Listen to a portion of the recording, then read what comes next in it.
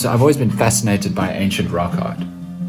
Now, if I think about one of the most amazing pieces of rock art I've ever seen, it was in a tiny cave high up in the mountains, in the Cederberg Mountains near Cape Town where I live. And it depicted this incredible creature, this half antelope, half bird, sort of flying through the air, and it was surrounded by other antelope and buffalo and human figures, and then a big serpentine kind of creature across the top.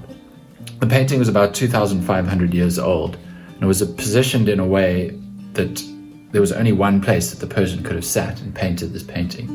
And I mean, just think about that. 2,500 years ago, that's before Jesus was born, before people started exploring the seas on ships, before countries were created, before everything that we know is familiar. This man just sat in this exact position where I'm sitting now and painted the world as he saw through his imagination. So I think that's why I love exploring ancient rock art, because it's like the closest thing to time travel you'll ever really experience. And you know what? It really is the oldest form of storytelling there is. You know, we see these remarkable films, these animations and stories depicting our society as it is today. But there were these human beings, you know, animating natural canvases for hundreds of thousands of years before anything we could call modern, you know, had emerged. And so it kind of gets you thinking, what stories were these people telling? You know, what truths were they trying to impart on these cave walls? What's the meaning in the art? What secrets maybe have we collectively forgotten that we can learn from these stories that they were trying to portray on the walls? So I'm lucky enough to live in South Africa, and we have one of the richest rock art heritages in the world.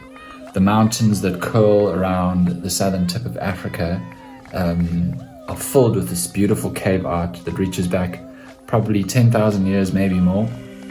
And the people known as the San were the ones who created these rock art figures.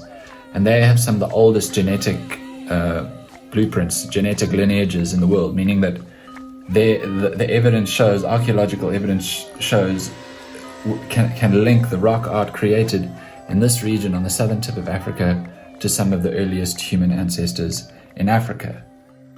I mean, these are scientific theories, obviously, and I'll link a lot of those theories in the description below.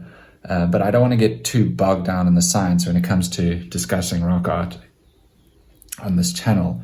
You know, I think in a lot of ways that's like trying to decode a Michelangelo painting and try and understand, you know, the scientific context for it. It doesn't really serve the purpose that I'm interested in. What I'm interested in the rock art comes from a sort of ancient storytelling perspective. So art and storytelling are really the only tools we have to make proper sort of psychological sense of the world.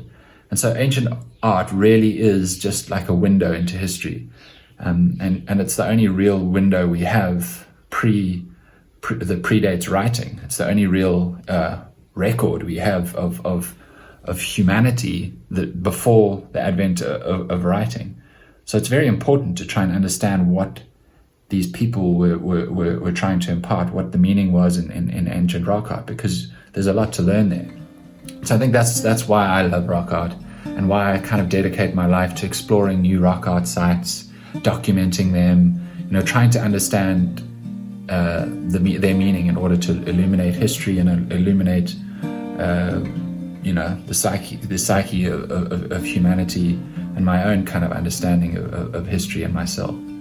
So yeah, that's kind of what I love to do, and I'll be exploring a lot more rock art sites on this channel, and I'd love to invite you guys along for the ride. So see you guys soon out there. Cheers.